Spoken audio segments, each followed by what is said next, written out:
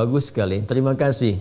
Saya akan memulai dahulu dengan metodologi Al-Quran yang memberikan kesan yang dalam kepada kita untuk mengajarkan nilai-nilai paripurna dari 4 pokok tuntunan kehidupan. Di tuntunan kehidupan itu, kalau ingin selamat ada 4 pokok, dan manusia akan mengalami keempat-empatnya ini, ya kan? Dan di Islam bersyukurnya kita yang paling komplit, paling jelas, terukur, yang mengajarkan 4 bagian yang terbawa dalam kehidupan. Pokok pertama adalah hubungan kita dengan Tuhan, dengan pencipta, dengan Allah Subhanahu wa taala. Kita punya pokoknya, disebut dengan aspek keimanan atau akidah, tuntas babnya.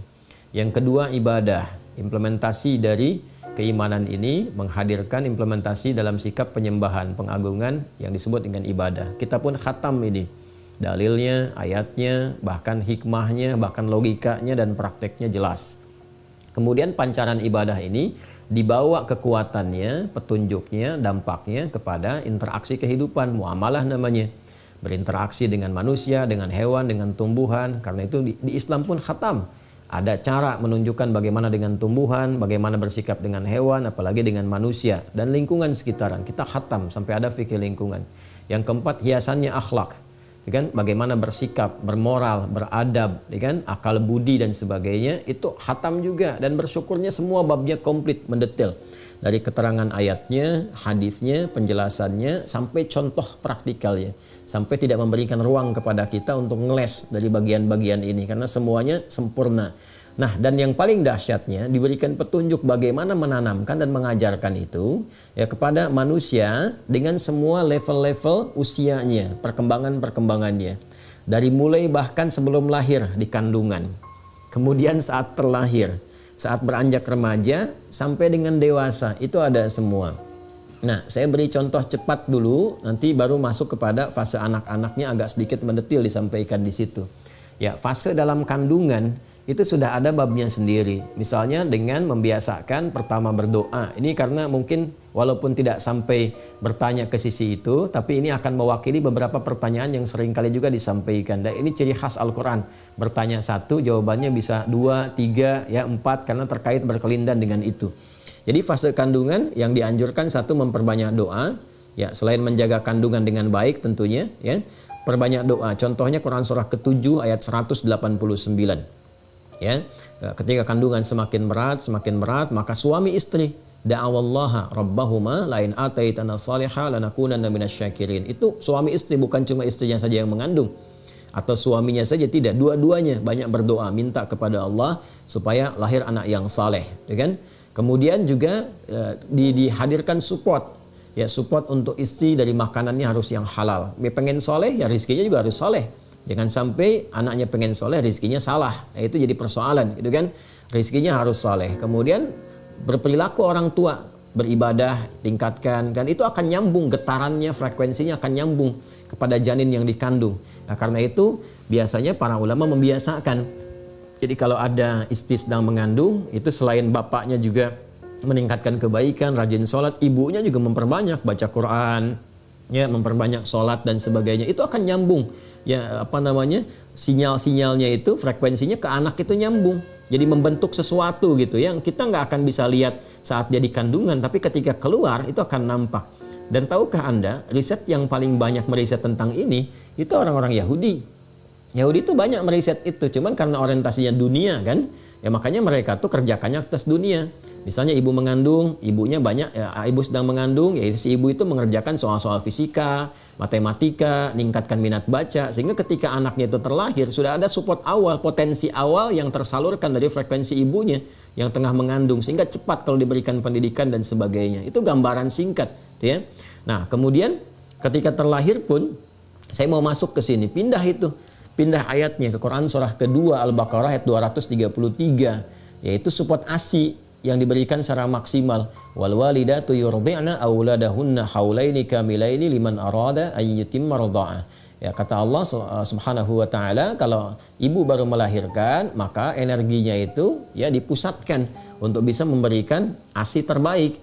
Makanya suami diminta menjaga, gitu kan? Diminta menjaga apa yang diberikan oleh suami disupportkan kiswatuhunna gitu kan, pakaian-pakaiannya, warizquhunna untuk keadaan nutrisi untuk ibunya, sehingga secara fisikal yang keluar dari ASI itu kualitasnya bagus ya, sehingga segala yang terkandung di dalamnya untuk ketahanan tubuh, untuk macam-macam dan sebagainya itu mengalir dengan baik. Dan pun demikian ketika menyebutkan rizki ditekankan lagi oleh Allah, seperti saat mengandung rizkinya juga halal, saat menyusui pun hati-hati, jangan sampai membawa yang haram yang dikonsumsi oleh si ibu sehingga menanamkan hal yang buruk nanti yang dikonsumsi oleh anak ya.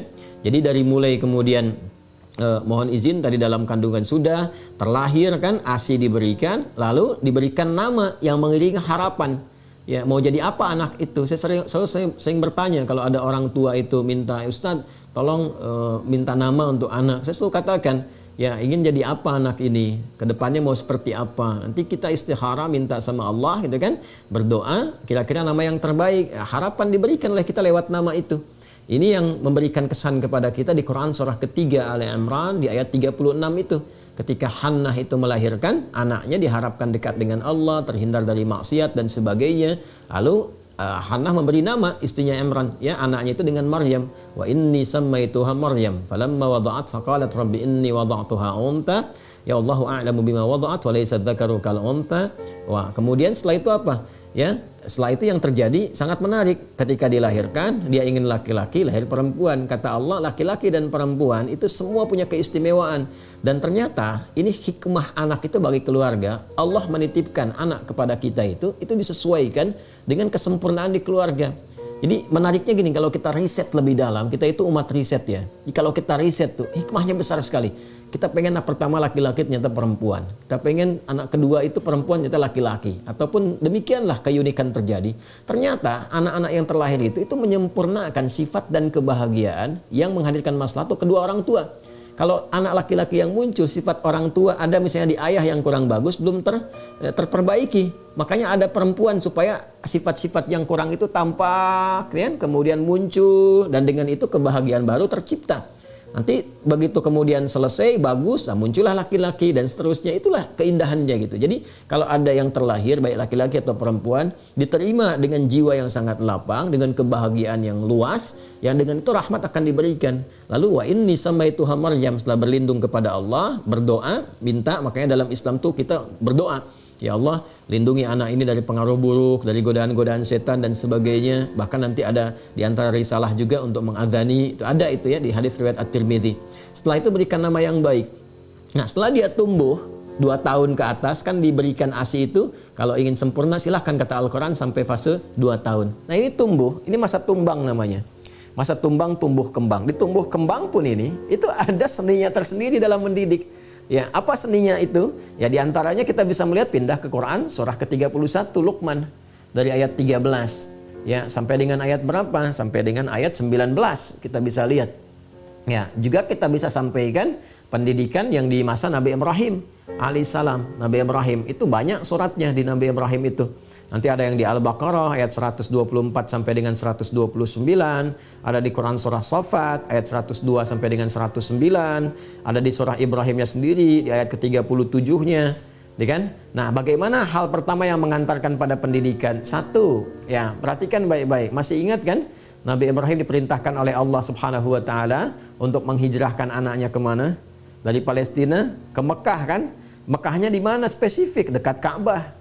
Lingkungan yang baik kan, yang mendekatkan kepada nilai tauhid. Makanya kalau ingin mengenalkan anak kepada akidah yang benar, kepada tauhid, pertama tempatkan dia dulu di lingkungan yang mendekatkan dia kepada tauhid, kepada akidah.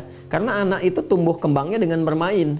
Kan dari mulai mendengar kan tadi saya sampaikan, bacakan ayat-ayat Quran, kan, tauhidnya. Kemudian orang tuanya nampak dilihat, begitu penglihatan mulai berfungsi dari pendengaran dulu tadi, penglihatan berfungsi, ngelihat perilaku orang tuanya. Kalau orang tua sudah kompak, kelihatan sholat dan sebagainya, nggak susah nyuruh anak nanti untuk sholat.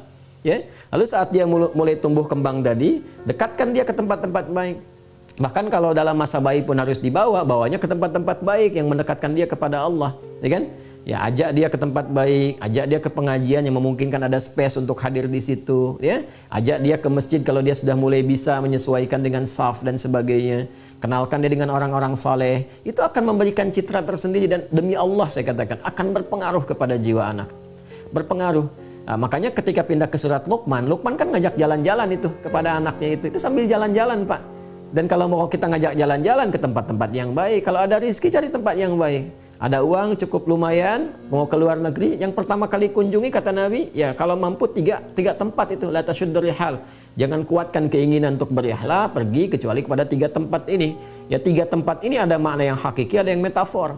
Hakikinya jelas ke situ menujunya. Satu Masjidil Haram, ya nabung dari sekarang supaya bisa umrah dengan keluarga, ngelihat orang-orang dan sebagainya, tertingkatkan imunitas dan iman kita, ya. Naik ke situ. Masjid Nabawi, Masjidil Aqsa di Palestina. Metafornya adalah tempat-tempat yang menguatkan iman. Ya walaupun nggak sampai ke sana, lihat jejak-jejak bagaimana ulama-ulama saleh ada di Indonesia misalnya. Paling dekat main ke Aceh. Dia Masya Allah di Aceh itu banyak tempat yang bagus-bagus. Jalur Pantura Jawa Barat itu kan kita bisa susuri itu. Ya sampai dengan ke ujung pantai utara itu. Ya mulai Banten, misalnya kan Banten masuk Jawa Barat juga kan. Sekarang sudah otonomi gitu. Itu banyak jejaknya. Ya Banten, kemudian ke Jawa Barat tuh dari mulai masuk di Kuningan, Indramayu, Cirebon, Ciamis itu Masya Allah itu banyak sekali tempat yang bisa dikunjungi, sejarahnya bisa kita gali. Dan anak itu senang. Luqman tuh begitu, diajak ke pasar, ngelihat situasi begitu, ya pakai keledai. Luqman jalan berdua, orang-orang sewot, bawa keledai kok gak dinaikin, tuh kan? Luqmannya naik, anaknya di bawah, orang sewot lagi, bapak nggak sayang anak, gitu kan? Bapaknya naik, anaknya jalan. Nah naik lagi, anaknya dinaikin, bapaknya jalan, orang sewot lagi, anak ini nggak punya bakti sama orang tua, anak durhaka, anaknya naik keledai, bapaknya paksa jalan, gitu kan? Lalu itu ada hikmah di situ ngobrol. Nah di ngobrol ini ada diskusi-diskusi, ya. Nah itu udah naik level. Jadi kalau yang pertama tadi dekatkan kepada tempat-tempat yang baik, gitu kan? Setelah itu ajarkan sesuai dengan keadaan masanya, dengan bahasanya. Karena itu dalam Al-Quran ngajarin anak-anak dari usia 2 tahun. Dia mulai bisa bicara yang kecil-kecil ke atas tuh dengan contoh-contoh yang bisa dia tangkap, kisah-kisah dan sebagainya. Karena dia logikanya belum berjalan, nalarnya belum ada. Dikasih contoh sekitarannya. Makanya yang pertama yang dibangun keakraban. Panggilan Quran kepada anak-anak kecil itu yang belum masa balik selalu bunai. Ya, jadi bunai itu kalau implementasinya keluar nggak harus panggil bunai, nanti dia nggak ngerti gitu kan. Nama saya kan bukan bunai ayah gitu kan, bukannya saya itu misalnya apa A, B, C, saya kan Ahmad bukan bunai. Nah, itu belum nyampe. Makanya ambil panggilan sayang. Ya, pintar, sayang, saleh, dan Masya Allah anak Abi ini saleh ini jalan sehingga menyenangkan bagi dia. Nah, nanti dikasih hal-hal yang cepat dia tangkap. Ya, misal ada dalam bentuknya lirik-lirik tertentu, kan? Yang bisa dia tangkap, bacaan-bacaan, kisah-kisah yang kita bisa bacakan. Nah, itu saya bisa bicara begini karena saya mencoba mengambil dari pesan Al-Quran, saya praktekkan kepada anak-anak cepat, Pak. Ya, dia tanpa mikir itu, dia praktekkan, dia belum nanya apa-apa karena masanya belum bertanya, belum ada kekuatan nalar. Nah, itu yang kita bawa ke tempat-tempat yang baik. Nanti kalau dia sudah mulai agak naik, sudah mulai banyak nanya, jawabnya sesuai dengan tingkat perkembangannya. Ya bisa diarahkan. Contoh, ya siapa Allah itu? Ada tuh, tapi yang nanya anak 3 tahun, anak 4 tahun, yang belum bisa diarahkan kepada aspek-aspek penjabaran tauhid misalnya, secara ya kalau kita di matematika itu real gitu kan, atau eksak dan sebagainya, nggak bisa kita jelaskan Allah punya sifat begini, nggak nyampe ke anak itu. Tapi kalau kita sampaikan Allah itu adalah Tuhan kita yang memberikan ini untuk adik ini lewat ayah, kan? Ada mainan yang ngasih kita rezeki bisa jalan-jalan, tuh kan? Nah, ada itu dia kalau udah sampai ke situ, Masya Allah itu udah ada informasi awal bagi dia, tuh kan? Gimana bisa bertemu Allah, bisa melihat Allah? Ada lagi tuh, anak kan kadang-kadang begitu. Caranya bisa. Caranya kita harus rajin sholat dulu, menghafal Quran, ya, nanti dikasih tempat yang paling bagus, paling indah, di situ kita bisa melihat Allah, namanya surga.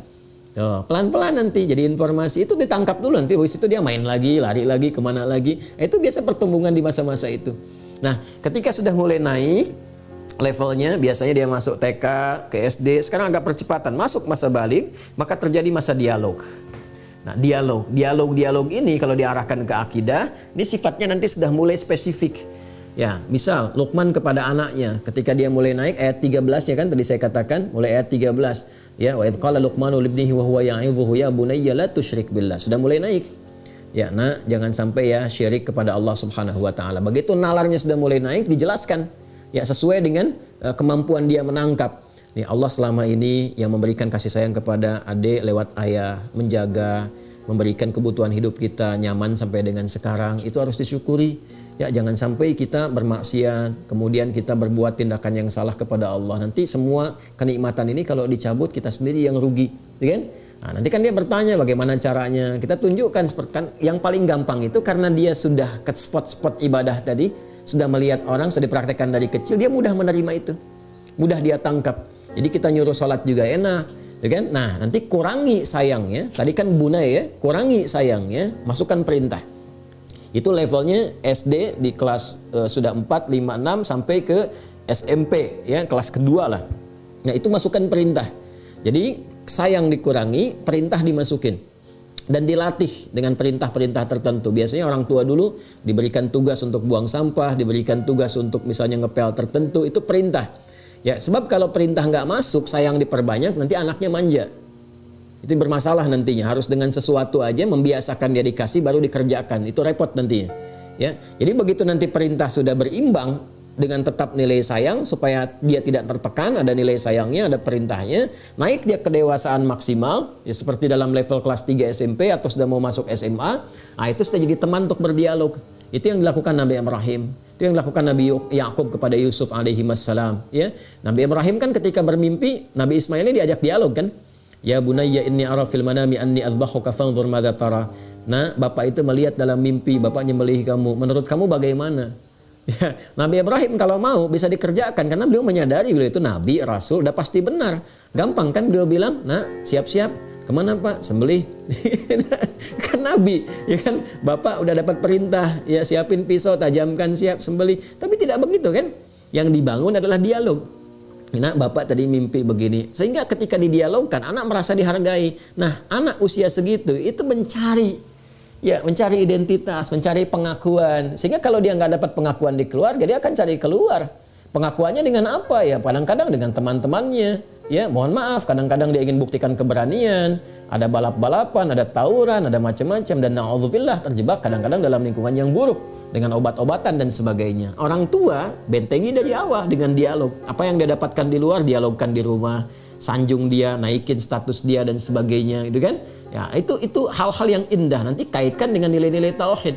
Alhamdulillah sampai hari ini kakak, masya Allah, Allah berikan ya, hal-hal yang hebat yang bahkan ayah nggak pernah bisa mencapai saat dulu, kan?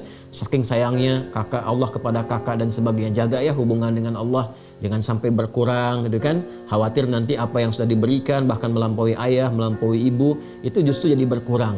Ya, jangan sampai hal-hal yang dulu ayah pernah nggak dapatkan, ya kakak nggak bisa raih itu, gitu. Nah terus itu motivasi dan bacakan kisah-kisah orang-orang hebat, jadikan inspirasi di masa lalu dan masa kini. Jadikan idola untuk dia dari sejak dia kecil sehingga terbawa itu semua. Jadi kalau sibgohnya sudah seperti itu, Quran surah kedua ayat 138, sibghat Allah wa man ahsanu minallahi sibghah. Ya, sibghahnya Allah itu kalau sudah memberikan celupan, memberikan warna, citra tersendiri, itu yang paling hebat, yang paling dahsyat. Nah, itu kalau sudah ada dialog tercipta, sudah ada jawaban-jawaban yang bagus, paling mudah bagi kita untuk mengantar dia kepada bakat-bakat alami yang dia miliki. Tinggal diarahkan saja karena bekalnya sudah cukup. Bekal Qurannya ada, bekal sholatnya ada, dialognya ada, sesuai dengan masa-masanya. Itu contoh ayat-ayat. Nanti diterjemahkan oleh para ulama lewat sikap, kadang ditulis buku. Misal, buku yang paling bagus di antara yang saya pernah dapati untuk membimbing anak-anak itu ada judulnya, namanya kalau laki-laki Akhlak lil Banin. Akhlak lil Banin, ya, yang perempuan Akhlak lil Banat. Ya, itu karya Ustadz Omar Ahmad Baraja. Ustadz Omar Ahmad Baraja. Ya, Ustadz Omar Ahmad Baraja. Itu sampai ada 5 jilid. 5 jilid. 5 jilid itu Pak bukan jilid-jilid yang besar begini, bukan. Tipis-tipis begini nih, yang kecil-kecil. Nah, seperti ini dan lebih kecil dari ini, setengahnya ini. Ya, bahasa Arab. Nah, nanti terjemahnya bahasa Indonesia. Ada terjemahnya, sudah ada juga, kecil juga kayak buku-buku Iqra begitu. Ya, jadi bacanya enak. Di situ dahsyatnya itu beliau, masya Allah, beliau kan pendidik ya, pendidik, ahli ibadah juga, dan saat menulis yang kelima itu kemudian menghembuskan nafasnya, jadi nggak sempat menyempurnakan pada yang keenam. Itu punya tahapan-tahapan dari mulai usia anak berapa. Itu saya bisa menyampaikan karena saya belajar saat di pesantren. Ya, jadi di situ disampaikan kenapa sih anak itu harus berakhlak, kemudian bagaimana mengenal Allah sesuai dengan masanya, lalu diperkenalkan dengan orang tua. Itu saya saat belajar itu Pak, dengan usia saya pada waktu itu merasakan cinta kepada ayah, cinta kepada ibu. Dijelaskan di situ bagaimana luar biasanya perhatian orang tua kepada kita, ayah bagaimana bekerja, mencari peluh keringat untuk kita supaya bahagia, supaya itu kerasa. Apalagi begitu ayah saya meninggal dan baru mempelajari itu terasa semuanya gitu kan, yang keluar tuh air mata, yang keluar keinginan untuk memberikan yang terbaik, bisa ibadah supaya maksimal, dan itu feedbacknya sangat kuat. Lalu bagaimana mencintai ibu dan seterusnya. Setelah itu mencintai saudara-saudara. Ya, setelah itu bagaimana mencintai lingkungan sekitaran, tidak sembarangan kepada tumbuhan, belajar dari tumbuhan saat tumbuh. Kenapa kalau harus diluruskan dari kecil, tidak sudah sampai batang, itu ada semuanya. Ya, itu beruntungnya alhamdulillah sudah ada terjemahan itu. Ya, saya rekomendasikan itu supaya di situ ada 4 bagian terpenuhi, tapi simpel sekali. Nah, sekarang saya terjemahkan di sekolah yang kita bangun. Anak kecil itu dari sejak TK ke SD itu sudah diantar, anaknya sudah nitipkan ke bapak ibunya. Ya, jangan cari rezeki yang haram ya, supaya aku belajarnya bagus, ingatanku bisa kuat. Ayah kerjanya yang betul ya, yang baik ya, gitu kan. Jangan cari-cari yang tidak baik. Dan itu Anda bisa bayangkan kan kalau Anda mau kerja, anak Anda yang TK menyampaikan itu, gimana perasaannya? Itu menjaga betul ya dari hal-hal yang buruk, dan nggak mungkin nyimpang-nyimpang pada yang nggak benar. Itu kekuatannya, kedahsyatannya bisa lebih dibandingkan istri menyampaikan kepada kita. Istri Anda menyampaikan, Pak hati-hati di jalan, Anda udah biasa. Tapi kalau anak Anda yang menyampaikan, itu sudah lain, rasanya lain. Nah, saya kira seperti itu ya.